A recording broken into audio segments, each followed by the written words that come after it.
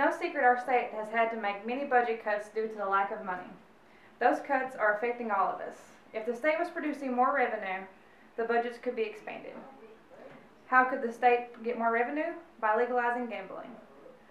Schools are where the budget cuts are probably felt the most. We all know someone in the school system, whether it be a teacher, student, or parent. More and more of the burden to supply the school with what it needs is coming from these teachers and the parents. Students get lists that are pages and pages long with supplies not only needed for their student, but also for the rest of the class. Things ranging from facial tissues to hand sanitizer to crayons. These are things that the school used to be able to provide, but they no longer can due to these budget cuts. If gambling would be legalized, the state would have a lot more money to give to the schools.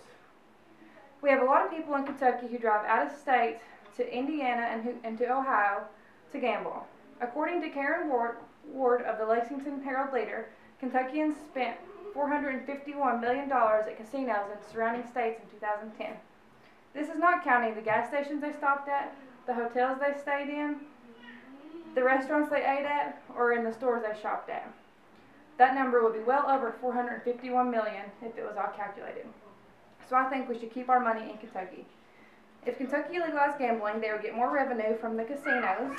The casinos would produce more jobs. It would increase tourism.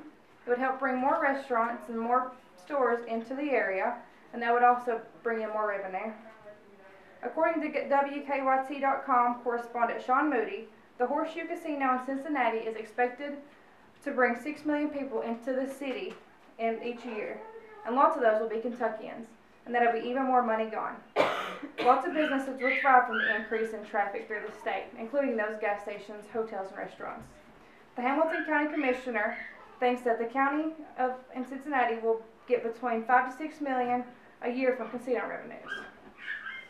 And that's not to mention the illegal gambling. Clark County Sheriff confiscated 27 gambling machines and over $10,000 in one bust alone last year. More of those machines are being used all over the state, and those dollars being spent in those machines are not being taxed. If those machines were being taxed and were legal, then all that money would go towards our school as well.